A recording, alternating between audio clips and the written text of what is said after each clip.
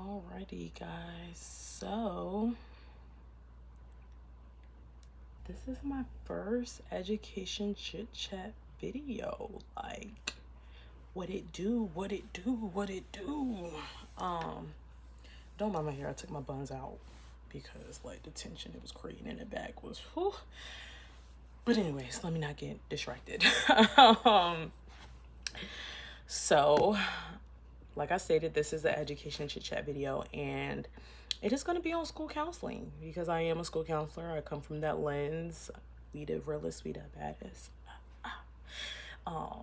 And it's in honor of National School Counseling Week. So National School Counseling Week is February 2nd through the 6th this year. It's always the first week of February, period.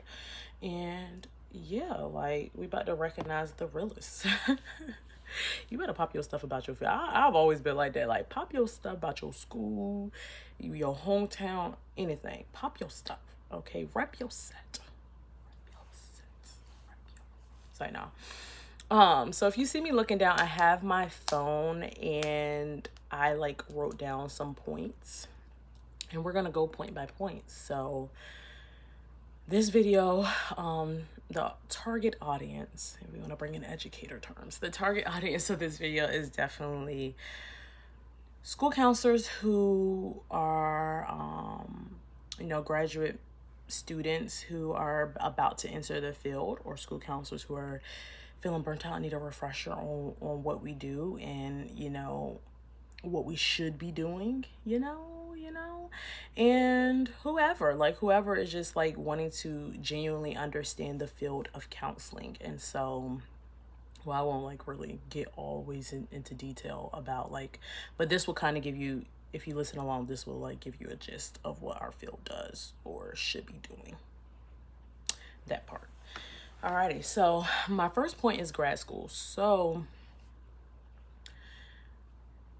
you do have to have a master's in order to be a school counselor. Now, I will preface and say that I'm not sure about every other state, but this is, I am a counselor in Virginia, and so I know the requirements for Virginia. So make sure that you are prepared to go to graduate school. You will get a master's in school counseling, or what's called counselor education, or just like a general counseling. So how my program was set up is that we majored in school counseling, but our specialization was either mental health or school counseling. And so this is very important because you want to pick which one best aligns based on what you plan to do. So I am a school counselor who is also pursuing licensure to be a fully licensed therapist. And so my program fit my needs because although I was majoring in counselor education and specializing in school counseling, I still took all the necessary classes to be licensed as a professional counselor in Virginia. Will pursue licensure. And so you want to make sure that either you look for a program that is CACREP accredited, which is like the highest standard of accreditation for counselors, or in the process of being CACREP accredited, or you just look at what the Board of Counseling requires. So the Virginia Board of Counselors does prefer a CACREP accredited program. However, if it is a regionally accredited program as well, they will accept it. Your school just will have to file a separate document. But this is important if you want to do mental health. And I always tell people, remember that counselors are mental health trained professionals, but we're just in the shoes of an educator. And so, just think about it. If you don't want to do that, if you just want to be a school counselor, again, you can just look at a regular school counseling degree, but it does matter if you do want to be dually licensed. And so, like I said, my program at Virginia State University allowed us to take all the classes necessary for the Board of Counseling. It was intentionally set up that way. My friend went to Old Dominion, and it was a program where you could double major in both. So she got a master's of science and master's of education. I think she had to stay an extra semester to take all the clinical mental health classes. My program, I didn't have to stay because it was built into our framework. But again, if you just look up the Board of Counseling and you look at the classes that are necessary, just match them up with your program.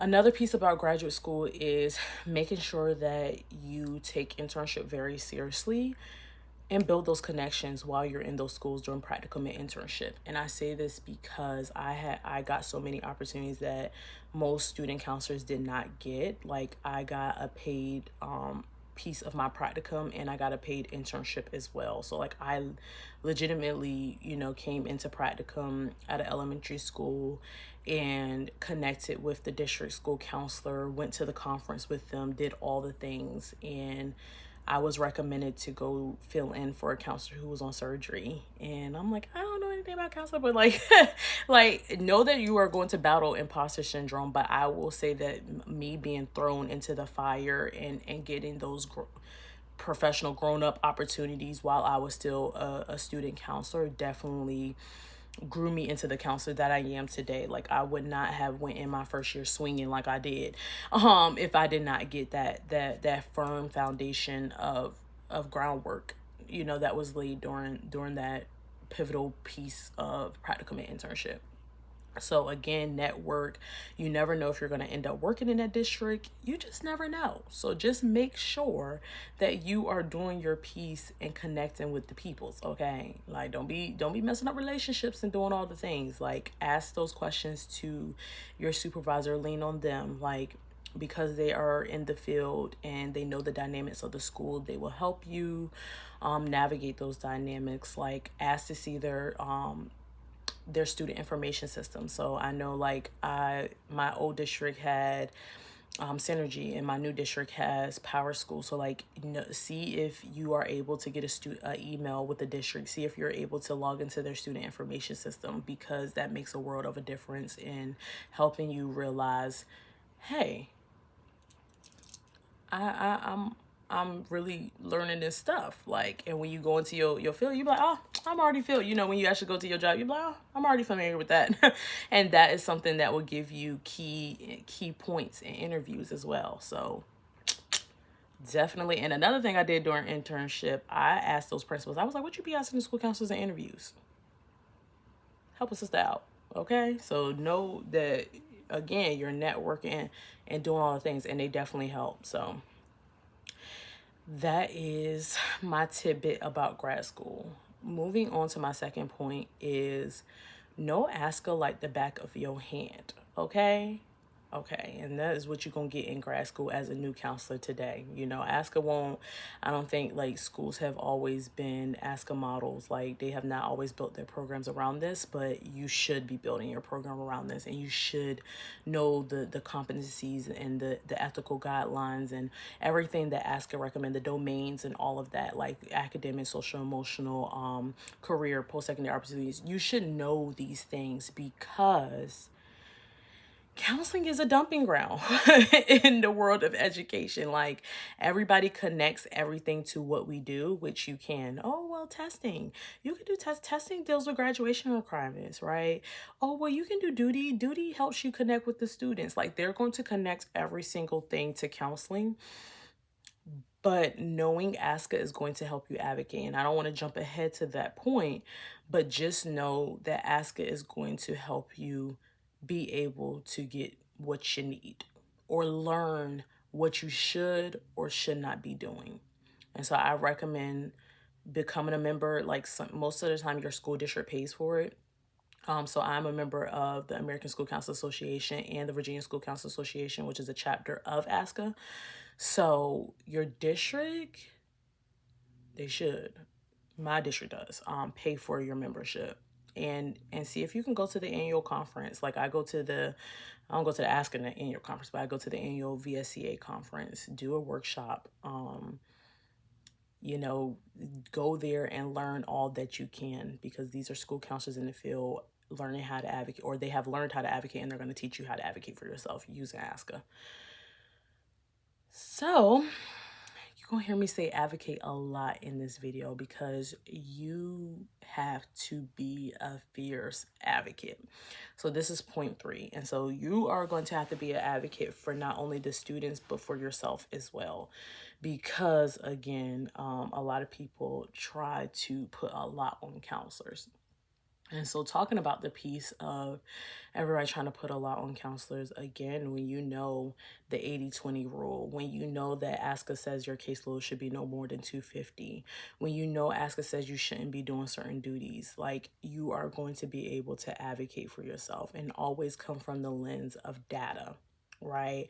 Like, track your use of time and be like, okay, well, I'm not hitting 80-20. What can come off my plate, right? Because again, you got to be efficient. You can't spend all your time doing all the things that people dump on you. Like, you do need to switch to a proactive lens rather than a reactive lens. And I will say that a lot of programs, I can't speak for everybody, but a lot of programs within the districts that I know I'm familiar with do not utilize ASCA, or they utilize some aspects of it, but they have not built full comprehensive school counseling programs.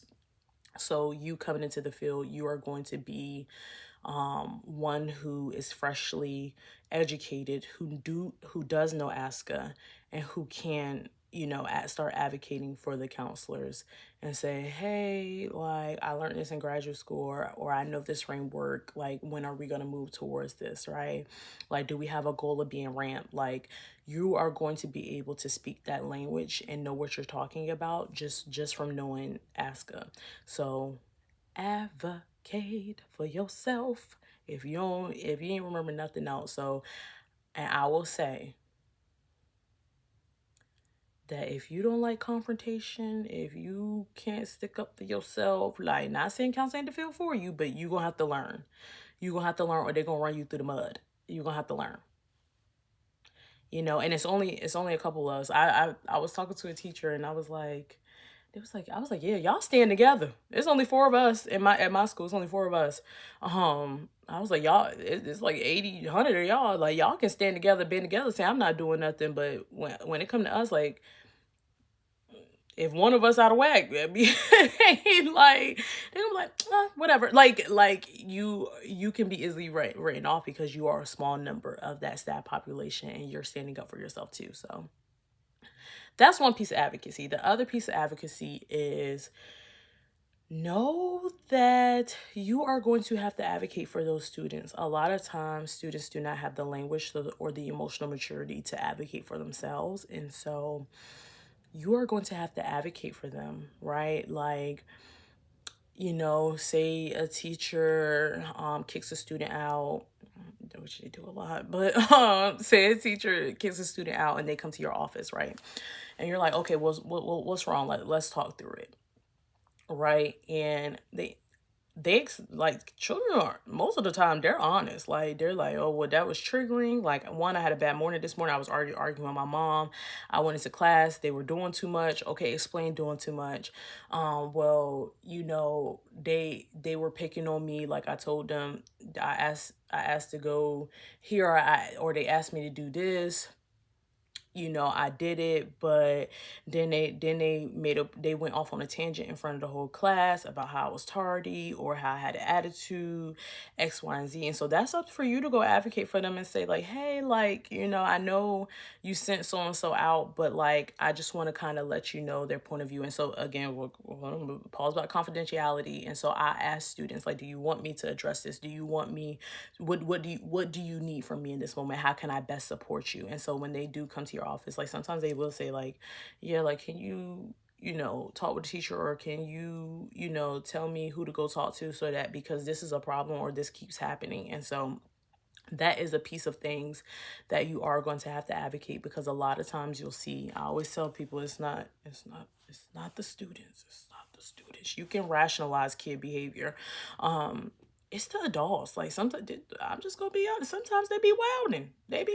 Like, the stories I be hearing, I be like, they did what? Like, and sometimes they will admit, like, I go talk to the teacher, they like, yeah, I said it. Like, I'm not, like, what in the world? Like, but you have to understand all the dynamics. You're dealing with teachers who are burnt out, fed up. You're dealing with kids who are coming from especially if you work in a Title I high needs school, economically disadvantaged, majority minority school. Like, you're going to be dealing with a lot of trauma background. So you have to develop a trauma informed approach, and you're going to have to advocate for those students. And so I always tell my students, right or wrong, I'm riding for you. However, you do need to learn accountability. And I address both sides of the behavior. I address, hey, you did X, Y, and Z wrong. And then when I talk to the teacher or the principal or the administrator, whoever is going to help me solve this problem or get to the bottom of this problem, I'm going to address that other side as well. And so know that you are the one who are going to speak up for students who can't speak up for themselves. And I just don't like the narrative that's being painted in education nowadays of the students are always the problem, the students. But I dare say that we need to take a look at the adults, and are we emotionally regulated? Are we doing the best to understand the behavior? Think about when we were kids and we were troubled. Like, our intention was not always to make adults' lives hell per se. Like, it was genuinely because we were growing up and doing things that we wanted to do, or we were impulsive and we didn't know any better. And so again, that's on us to also, again, I know people say start at home, the parenting, all the things, but if that's not the case, guess who's the other adults in their life who's going to teach them responsibility, because they're with us for a majority of the day anyway. So we can't be emotionally immature and childish and do the same thing. Let me get off that soapbox. But again, you're going to advocate for the students. And just another tidbit about a tool of advocacy is track your use of time. A lot of counselors don't do this, but track your use of time. We often complain about duties, all the things, but until you put data in their face that they cannot refute, because again, they'll write you off as complainer, nagger, whatever the case may be. But when you put that data in their face and say, like, nah, I'm doing like an hour and a half, 2 hours of duty every single day. That's insane. What can come off my plate? And also offer a solution, like, hey, I could be doing a small group during this time. I could be doing a classroom lesson during this time. I could be doing X, Y, and Z. So also give the caveat of what you do want to use that time for. So that is that. And the next point, you are in relationship with pretty much everyone. So a lot of things that people don't realize is that, what counselors don't realize is that, yeah, like, everybody's coming to talk to you. Everybody. Like, you that person, okay?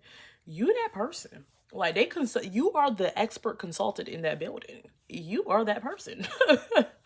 Students are coming to talk to you. Teachers are coming to talk to you about, like, what's next? What do I do? They be venting about the kids, like, all the things. Like, administrators are coming, like, have you talked to this parent? Like, what's the best way to do? Like, what's the best way to approach them? Like, everybody is going to be coming to you. And so know that you are not only going to hold space for students, like, at times you are going to hold space for adults as well. And you want to do that. You want to be a collaborator. You want to have those relationships, because you just never know when you are going to have to pull in those relationships. Like, I have teacher relationships that, hey, I'm about to put a student in your class. Can you work with them? Like, can you do X, Y, and Z to make up the missing work? Or, like, you are able to pull on those relationships and those resources when you need to, all because you have did the groundwork. Like, you are a listener. You go and check on them. Like, I walk the halls and I'll check on, like, teachers. Hey, you good today? Like, you need anything? They'll stop you in the hallway. Hey, like, real quick, I need to ask you a question. Like, how do I submit a grade change form? Or how do I do X, Y, and Z? Like, you want to make sure that you are visible and that you're out there building those relationships, and that you are also holding space for them when they do come see you, right? Like, and know that even when, even the parents, like, they'll call you and, child, they be on the phone for like 30 minutes. Like, I be typing my emails just listening, but I understand, you got to understand from their perspective of, like, they feel like they've done everything that they could. They're anxious about their child coming to high school, about to grow up. Like, they're going through all the things. And so even supporting the parents, like, you support a lot of people. And even when you deal with irate colleagues or parents, like, always tell them, hey, we are on the same team. We are on the same team. Like, remember that. I even tell kids this, like, just because we are disagreeing on the approach or the narrative does not mean that I don't value your feelings or I don't value, your feedback or whatever the case may be, because I don't see it from that point of view. And that's another thing that you will have to battle as an educator. Sometimes everybody doesn't see from the same lens. Sometimes everybody's not trained in the same background that you're trained in. Like, they don't see the trauma. They don't see, beyond the behavior at times. Like, they just look at the face value. And so that's up to you to also sometimes like give that nudge or that different perspective so that you can, again, make sure your students are understood and heard. Again, you always for the students. Always. Always. My next point is, yeah, go to counseling.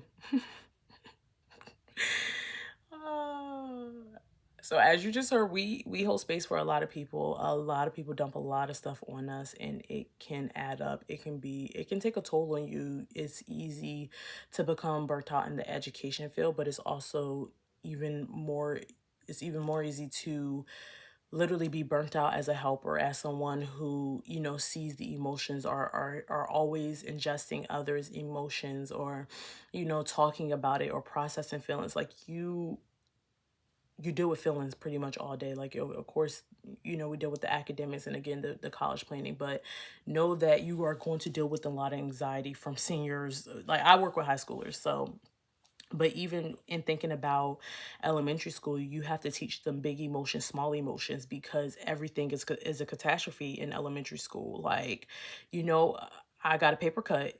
I can't go on for the rest of the day, right? In middle school, you deal with a lot of relationship problems, and we had to be like, it's not the end of the world, baby. Like, you are going to get more friends. But in that moment, they literally cannot see past that. Like, oh my gosh, it's in the world because the friendship ended. And in high school, you're going to deal with a lot of anxiety of like, am I doing everything right? Am I doing everything right? I'm going to get to the next level. Am I going to graduate on time? Like, you're going to deal with a lot of emotions all day long. No matter if you talking about college, no matter if you talking about anything, you are going to be dealing with those emotions. And so realize that, and realize that it can get heavy. It can get heavy. And some people are going to, like, some kids, when you learn their full story, when you learn their trauma background, sometimes parents call and says, hey, I just want to let you know that, we just experienced a death in the family. Sometimes, at the beginning of the year, when I get ninth graders, parents will call and say, hey, like, the middle school knew them, and I just want to forewarn you of behaviors or triggers for them, and talk about how they were sexually abused in the past, or whatever the case may be. And it is heavy. It is heavy. And so one of the things I'm grateful that my program instilled in us is that counselors need counselors. And so you need to be in therapy processing your own emotions, because it is very easy for you to get triggered in these spaces when you're doing a suicide assessment and you're in there about to literally tear up because these kids are literally saying they don't want to live, and you're like how is that possible? Like, that is about to make me cry right now, because it's like what, like, and hearing everything that they went through, feeling like their parents don't care, all the things it's hard to hear this stuff, like, to hear about domestic abuse and things going at home, and you have to call CPS. It is hard. It's hard. So know that you need to be in therapy processing these things. Like, things come up all the time, and you just like, OMG. And I'm grateful, because I'm like, if I didn't go to therapy, I'd be in tears with the kid right now. Shoot. I'll literally be in here boohoo crying. Like, what in the world? Like, it is serious. It is serious. So also learn the power of compartmentalizing. Like, I have a strict work-life balance. Like, I try not to bring work home with me, and I for sure try not to continue worrying about kids when I leave that building. And so I look at it like I'm going to compartmentalize everything regarding school, especially because I do mental health part-time in the evening. I can't carry that with me. And so I have to find a way to leave it at the school, at the door. And I am, like I said, this video isn't spiritual, but one of my grounding techniques is spirituality. Like, I'm a Christian, I pray.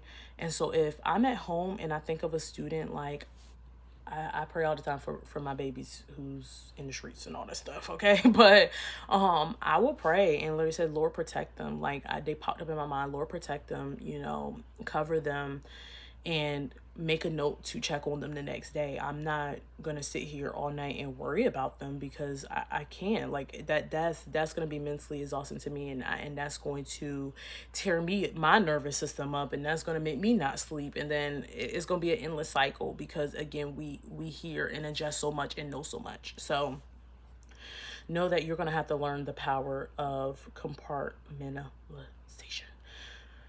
And going to the CPS thing, hopefully you do get an experience of calling CPS in your internship, and even going to the threat assessments thing, doing a suicide assessment, threat assessment in internships or risk assessments, whatever your district calls them, because those are some heavy things that as school counselors we have to deal with.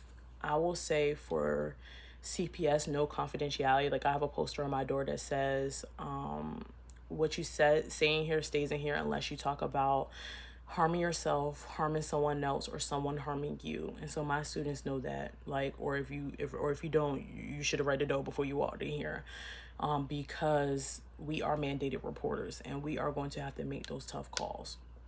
And again, going back to supporting others, sometimes teachers or others don't feel comfortable. And so that's also helping them gain the confidence to make these hard calls as well, because technically you're not supposed to report third-party information. However, you can support them while they make the call, and you can sit with them and tell them and guide them of what to say and all the information. I don't understand why people be so like rah about CPS calls, because literally the operator is going to walk you through all the information that is needed. But I always say, when in doubt, call. Just because, again, I teach students that it's not even just about, they're always doing punitive things. Like, they don't rip families apart. They actually want to keep families together and provide resources. So if I do have to call, like, I'm very honest with my student, like, or you will realize a lot of students are trying not to say things because they are scared of CPS involvement or have had CPS involvement in the past. So just read in the room, and again, when in doubt, call, because again, reporting a CPS call is a concern, not you have did the investigation yourself. Like, you don't have to prove anything. You're just putting it on their radar to watch out. And so a big thing that I have learned is you just never want it to come back up that somebody came and told you something and you ain't reported. And so I urge you to watch the trials of Gabriel Fernandez on Netflix if you haven't already, because that will teach you why. That's even with the threat assessments. Like, I teach kids all the time. I don't play around like, oh, I'm gonna kill myself. Like, and they saying it as a joke, but I always tell them, like, I will have to do a whole assessment on you. Like, don't say remarks like that around me. Watch your mouth, watch your language. And I may give you one pass if especially if I'm again, like, because kids do often say that I'm gonna kill myself, or like they do that. And I tell them, don't play, because I will take you in that office and do a whole suicide assessment and call your family. I'm not the one. I don't play around about that, because I am one who had to deal with suicides in high school. Like, my classmates have committed suicide. I don't play games about stuff like that. So know that you are going to be dealing with some heavy stuff. Okay? And be prepared. Like, don't be afraid. Like, think of it in a way, reframe it in a way that you are the helper. You're there. You're trained for this, and you are the prime person to get them the resources that they need. So yeah, let me get on my soapbox on that.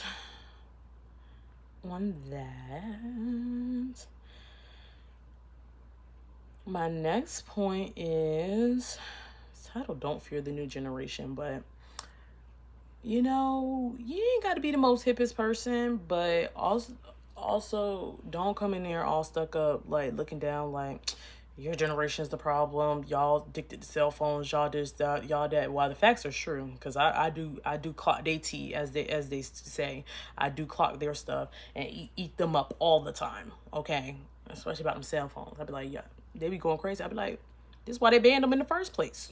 Like, I be telling them, like, y'all acting like drug addicts for real. Like, chill. Like, chill. It's okay. You can survive to the end of the day.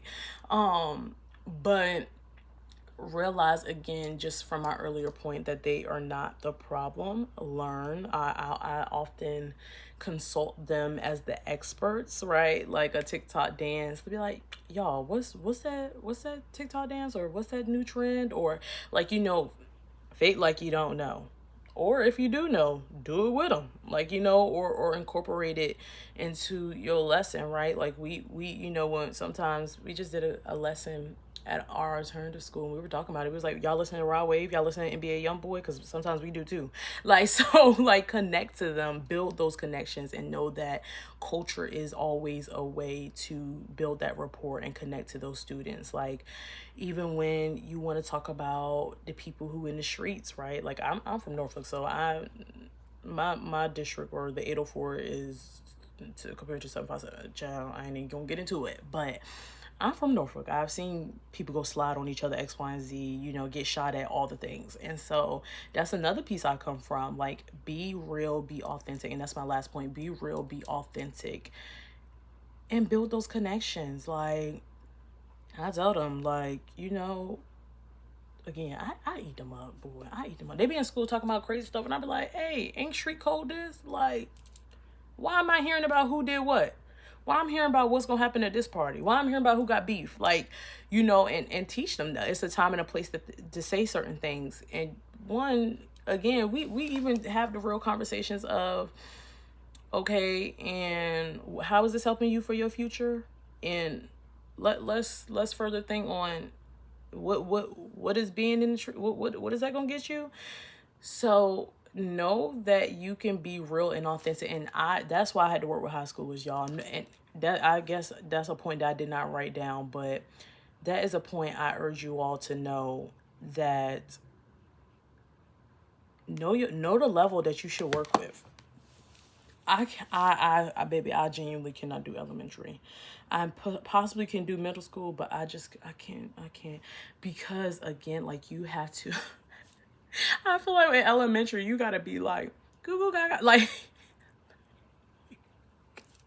Like, I was looking at some of the kids crazy. I'm like, why are we crying now? Like, I used to be like, I'll never forget, the girl was in the bathroom, like, just screaming. I'm like, what is wrong? I thought I got stuck in the bathroom. Like, I'm like, hey, we screaming, crying, like, Lord, I would have been just knocking on the door. Like, you have to realize that what type of emotions, what type of thing each thing is gonna bring. In middle school, I was like, I cannot do this. I can't do this drama every single day. I genuinely cannot. And that literally was breaking me down, that students literally wanted to harm themselves because of relationships. Like, it was crazy. Like, it was insane.